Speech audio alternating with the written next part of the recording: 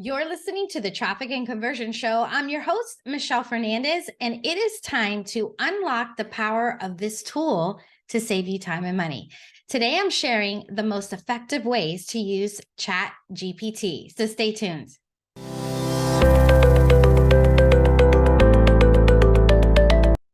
Welcome back to the show. It's Michelle. How's it going? I don't know about you, but things are busier than ever, which is great. I cannot complain. I am hiring and building the team and looking for ways to leverage not only my time, but my team's time. And today is all about unlocking the power of Chat GPT to save you time and money. Now, what is Chat GPT? It's all the rage these days. So just in case you haven't heard, it's an artificial intelligence that will give you a response based on your chat, right? Now, this isn't anything new. Tools like Jasper and Copy AI have been around for a minute. Now, these tools are different as there's something between you and the outcome, which is the prompt, right? The prompt is to write content, like you were given it parameters to write, right? The difference with Chat GPT is that you are in control of the prompt. It's trained on the content that exists on the internet, in addition to any content that you provided, right? So this opens a world of potential. You can say, I didn't like that the way you wrote that. Can you change it? Which you really couldn't do with Jasper. So it's coachable and it's trainable, right? It does have a free and a paid version. The difference with the paid version is that you don't have to wait. I don't know if you've used it already, but you might log in. It'll be like, hey, it's full. You know, we're really busy right now. Come back later. So with the paid version, you don't have to do that. Like you get immediate access. And then you also get access to any beta things that they're coming out with or any early release. All right. So what are the limitations and potential risks? So this has been like kind of all the talk in the circles that I've been. It's like, okay, this is great, but, right? There's always a yeah, but, okay. Since the data is gathered from the internet, there is a risk for incorrect results, right? It doesn't provide you with the sources that it used to come up with this data. So then you can maybe even do further research, right? So that's one. Another potential risk or limitation comes because it's not clear on how the information that you entered is used. So some people have expressed privacy or even IP concerns, okay? There's also ethical considerations because you don't know if the source is real or accurate. Again, it gets the data from the internet. And we all know that not everything on the internet is real or accurate, right? Also, there is a risk of bias based again on the fact that it's giving you results from the internet. Okay. Now, you might have heard a lot of people think that there's going to be all this loss of jobs, or you never have to hire a copywriter. It's like, poor copywriters, they're out of business, right? This is not meant to replace anybody. What it is it's going to change how we work and how we can leverage it to our benefit. Because here's the thing, change is hard and change is also inevitable. And we are going to have to adapt, right? As with anything else with marketing that's new, we always have to adapt. So I always go in with the mindset of how can I leverage it to enhance what I'm doing and enhance the content that I put out to my community, right? So let's dive into the best tips and practices. Now, you want to type it into like as a prompt that when you're prompting the AI, right? So when I was talking about the differences between, let's say, Jasper and the Chat GPT, is that you are going to give it a prompt, right? Which means you're giving it a trigger of what you want the response, okay? So give it as much context and specificity upfront as possible, right? So organize yourself into paragraphs or include bullets. Give it as much information as possible. In fact, treat it like there's a person on the other side, right? So if you had your assistant or your copywriter, you're going to give it the specificity, the clarity, and some pushback. And we'll get into that in just a minute, okay?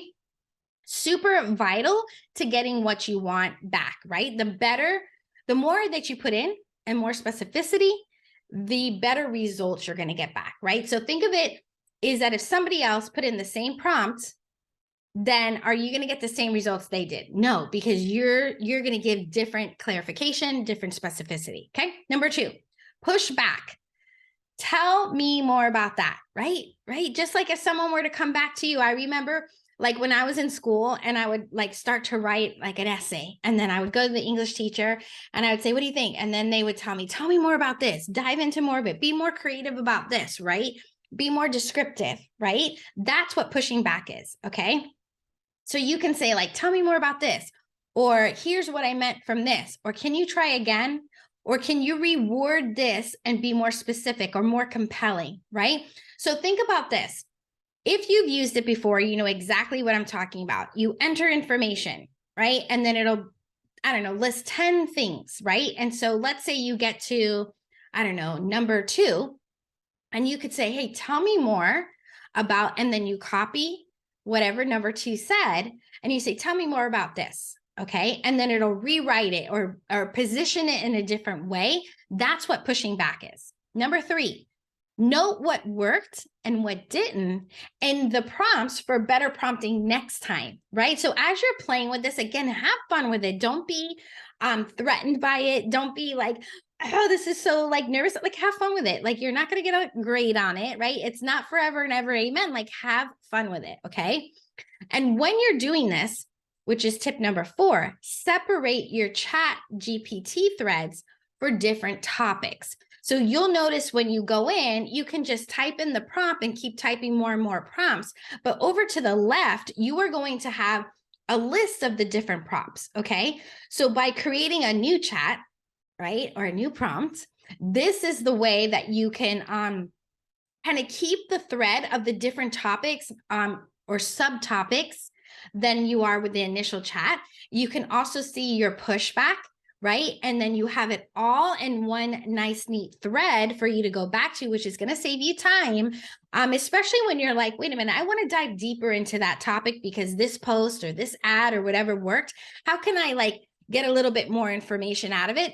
Easy for you to go find. And more importantly, by having one topic and one specific thread, it's not going to mix any of your content or information with another chat. Make sense? Okay. The number 5 tip is give it a role to play, right? So one of the things that how you can prompt it is be like, pretend you are something, or you are a highly sought after blah, blah, blah, right? So be creative with it, like really get into it, okay?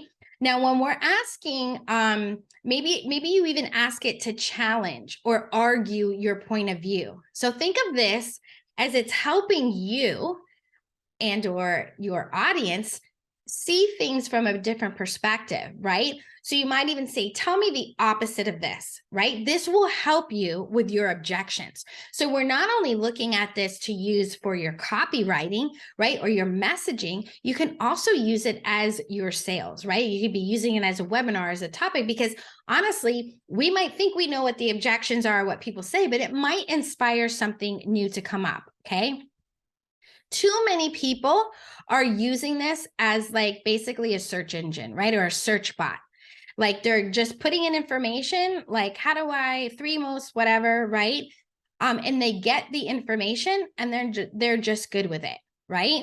Well, here's what happens. You run the risk of that incorrect information. And frankly, Google's data, when you search something in Google, they can help you not only find what's best based on your topic, based on what everybody else is searching or clicked on, right?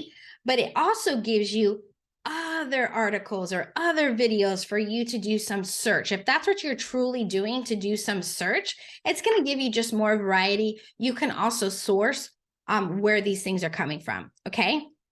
So what else can you use this for? Literally everything, okay? Both personal and business, okay?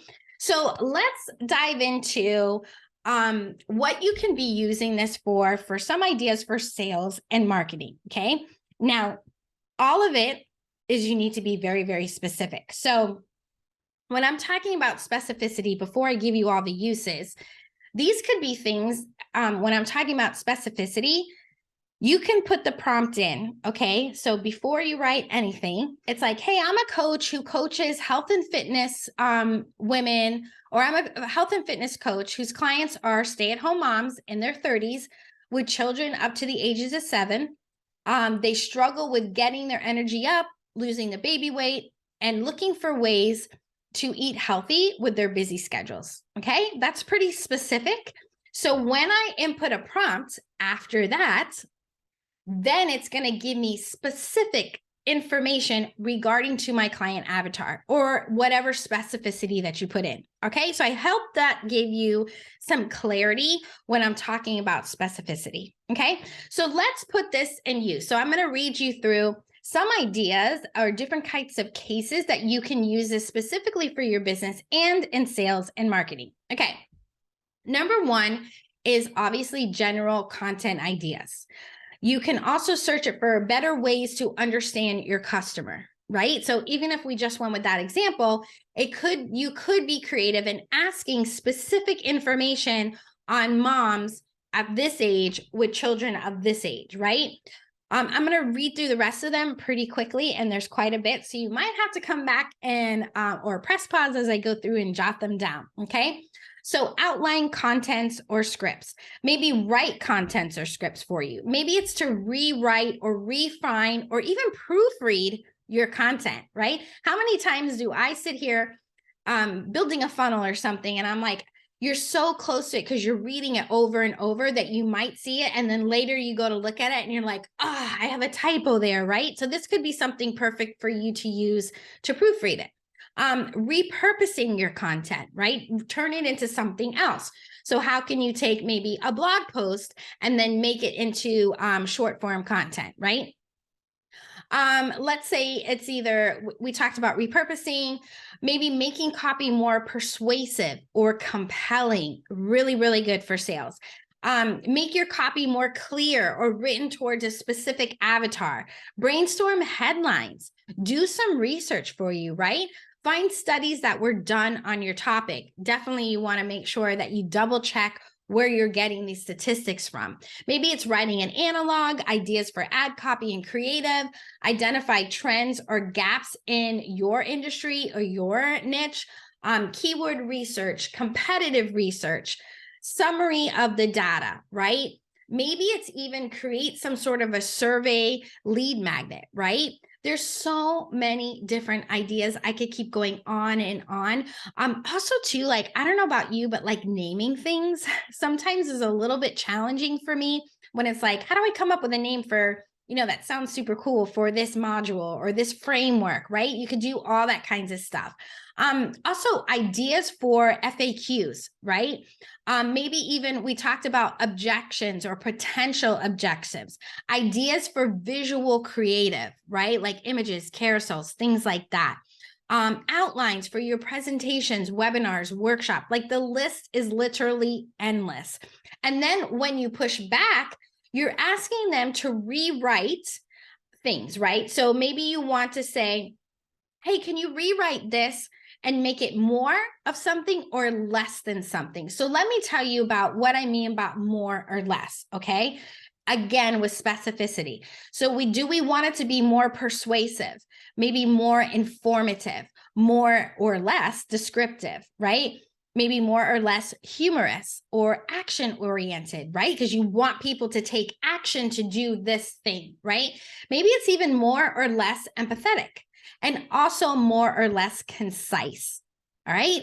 Is this helping? I hope that you all are like writing this down because there are so many different things that you can do with this. Okay. Also, when it comes to your business operations, there's like, I can't even begin to tell you the uses for this. Okay. So I'm just going to shoot them out. Writing emails, basic coding, solving nuances like technical issues, maybe crafting like templated or canned responses for your customer support, maybe finding themes with your customer support inquiries, like, what are some, customer support inquiries for the health and fitness business? I don't know why I'm using that, but I am. Okay. Write standard operating procedures for X, right? Maybe it's even improving your processes or coming up with internal processes such as like Again, naming conventions, right? Thinking through like campaign paths, right? Like, so if you're talking about like an automated campaign, right? Or how can I simplify this based on the way you have your systems or structures? Maybe it's even writing spreadsheet formulas, okay? Also, human resources in your business, it's like write a job description for X, right? Come up with interview questions. Maybe it's even like draft a test assignment for a particular job, right? Maybe it's onboarding process. What is a great onboarding system? How to measure your goals or outcomes. It could even be like role playing on difficult conversations when it comes to things. So can you see how this tool is so, so powerful? Literally, the possibilities are limitless if you use it correctly. All right. I appreciate you so much for being here with me today. And hey, if you haven't already, I would absolutely love it if you left me an honest review of the podcast over on iTunes. All right, cheers to leveraging Chat GPT. And until next time, let's grow your business together.